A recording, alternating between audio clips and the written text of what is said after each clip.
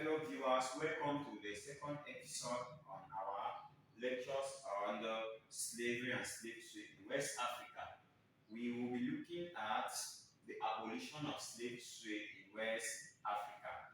Abolition of slave trade means that putting an end to the practice of slave trade in West Africa. And the leading country that was at the head of struggling to see that the slave trade should be abolished was Britain.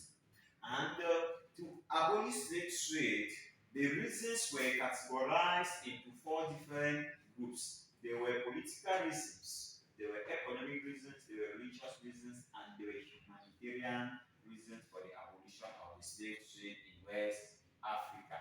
But we are going to start with the humanitarian reasons why the slave trade was abolished in West Africa. Before then, let us try to look at who is a humanitarianist. A humanitarianist is somebody who have the love of mankind, who hate to see human beings suffering, who wants to protect the suffering of human beings. So, in the 19th century, there arose humanitarianists who were fighting to see that this practice of slave trade that has taken place in West Africa for over 3 centuries should be put to an end. Some of these humanitarianists, we have William Wilberforce. There was William Wilberforce. There was William Wilberforce. There was Gravin Sharp. There was Gravin Sharp. There was Gravin Sharp. There was James Stephen. James Stephen. There was James Stephen. There was Richard Bastard.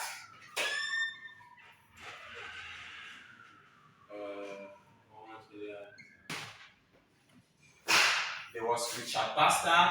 There was Morgan Godwin.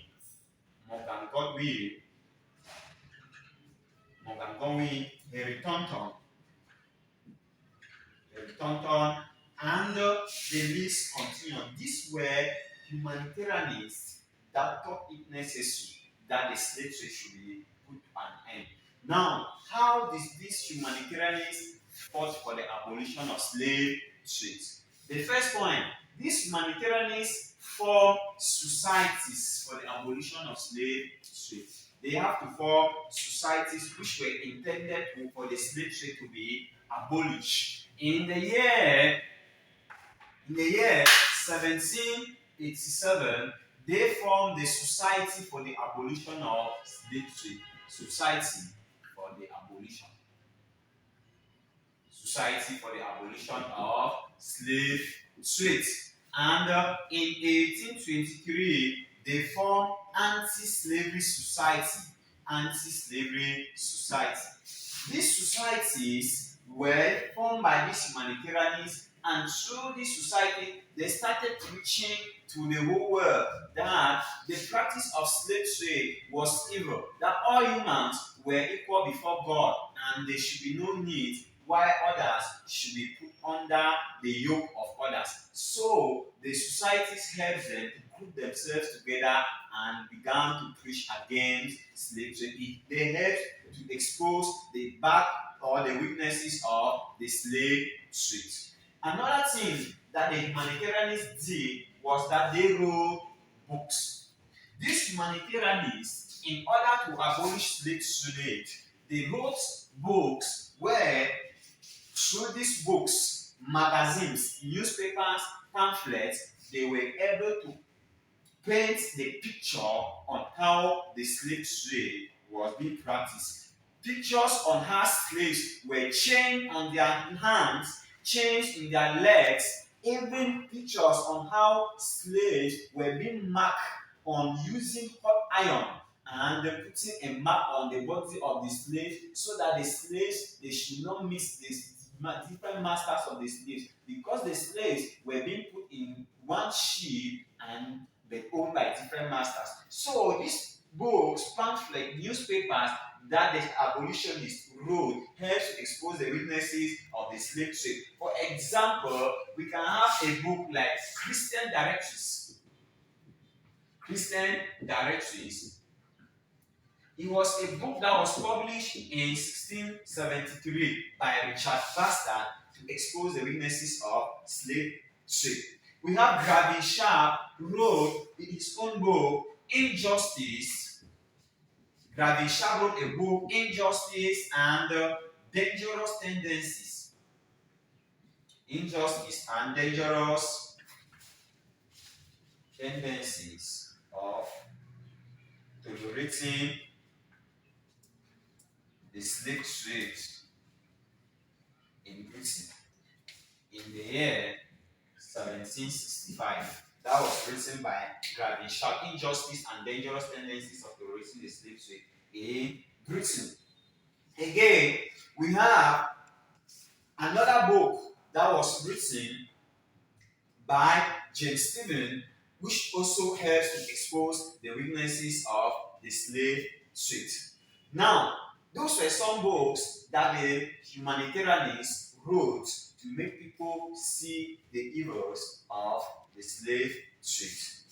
The next stage that we will look on the role of the humanitarianists that helps to abolish the slave trade, we talk about the preaching against the practice. These humanitarianists did not write books, but they went to the street. They started preaching against the slave trade. Their preaching helps to let some slaves be set free. For example, if we look at Gravin Sharp, it was through the preaching of Gravin Sharp that enabled the British Chief Justice Lord Mansfield, Justice Mansfield,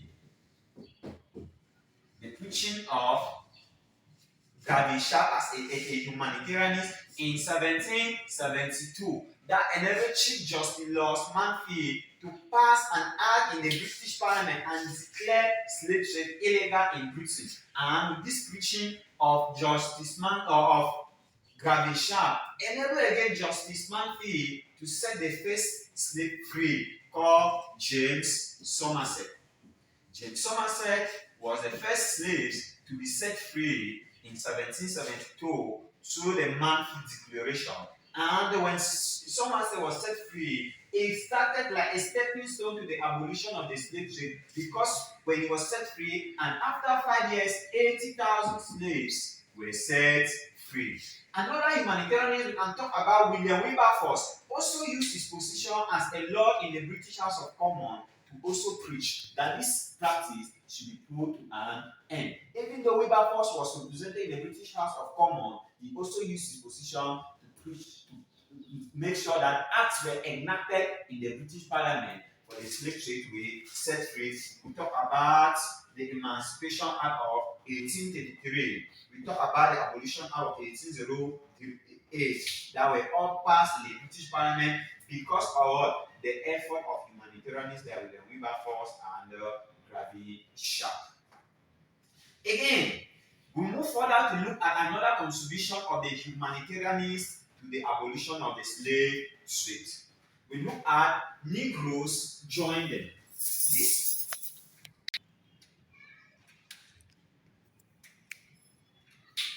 These humanitarianists also were joined in their preaching by some Negroes. When we talk about Negroes, we are talking about slaves who were from West Africa that were set free. We have some slaves in West Africa that were set free, and they needed to join the humanitarianists so that they should preach to the people of West Africa on their experiences on how the slaves were being treated. And these Negroes, we have a man called Elauda Echelon, and Otoba Kugauno. These were West Africans who were ex-slaves that were set free, and through the preaching of the humanitarianists, they have to join them. And when they join the humanitarianists, they also wrote their own books, which helps to expose how the slaves were treated from West Africa to the Americas. For example, this man wrote a book, Echelon wrote a book called Interesting Narratives. Interesting Narratives. That was a book published by these ex-slaves to expose the weaknesses of the slave trade. And this other man wrote his own thoughts and sentiment. Kugano wrote thoughts and sentiment on slavery, thought and sentiment on slavery to also expose the weaknesses of slave trade. Again, it was through the effort of Kugano that he encouraged the British Navy, the British Navy, to come and station in West Africa in Sierra Leone so as to patrol the coast of West Africa and capture ships that were involved in the slave trade. So, October Kugano, through his preaching, encouraged the British, and the Navy was stationed in West Africa in the year 1827 to patrol the coast of West Africa and capture slaves. The next thing that the humanitarianists went as far as doing was the founding of Sierra Leone and Liberia. Thanks to the effort of the humanitarianists, Sierra Leone is a country in West Africa. Sierra Leone is in West Africa, and it was founded by the British in the year 1787. The British humanitarianists founded Sierra Leone this day so that the slaves that were set free in Britain or in Europe will come and settle in Sierra Leone. Abolishing slave trade means that there were tons of thousands of slaves that were abandoned in cities in Europe, and these slaves were not having any other job, they were not having other things doing. So the British thought it necessary that let us come and found Sierra Leone so that these slaves will be repatriated from Britain or Europe to settle in Sierra Leone. Again, on the side of Liberia, it was founded in 1822 by America, by the humanitarianists from America, so that slaves that were abandoned in America in the Latin would also come and settle in Liberia. So the founding of Sierra Leone and Liberia was thanks to the effort of the abolitionists or the humanitarianists, so that ex-slaves or Negroes would come and settle in West Africa, and it all worked in the favor of the abolition of the slave trade. Again, we look at the last point. The abolitionists encouraged the Africans to stop the slave trade. These abolitionists went as far as into the source of the slave trade, which was West Africa. They came and encouraged African kings that this practice was evil, it was barbaric. They started preaching against the practice of slave trade. They encouraged the Africans to embrace Christianity, to embrace Western civilization, as well as legitimate trade, so as to abolish the slave trade. Through their preaching in West Africa, they encouraged some West African kings to be able to abolish slave trade. For example, we have in Asante Kingdom, we have Osibenso. Osibenso was able to abolish the slave trade thanks to the preaching of the humanitarianists. We have William Dapper Pepper. William Dapper Pepper of Boni. Through the effort of the humanitarianists, he also accepted that the slave trade should be abolished in his kingdom, Boni. We have Eyamba of Tuktan, King Eyamba of Tuktan, who also, through the preaching of the slave trade or the humanitarianists, accepted that the slave should be abolished in his kingdom. We have King Amakiri of Calabar, among others, who all accepted the abolition of the slave trade thanks to the effort of the humanitarianists.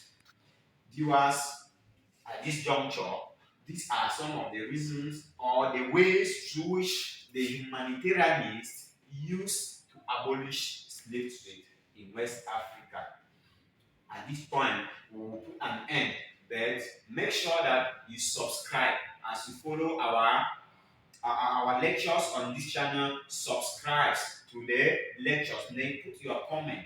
Then know that other videos will be coming subsequently still under this topic, because there are a lot in this topic that we still need to do.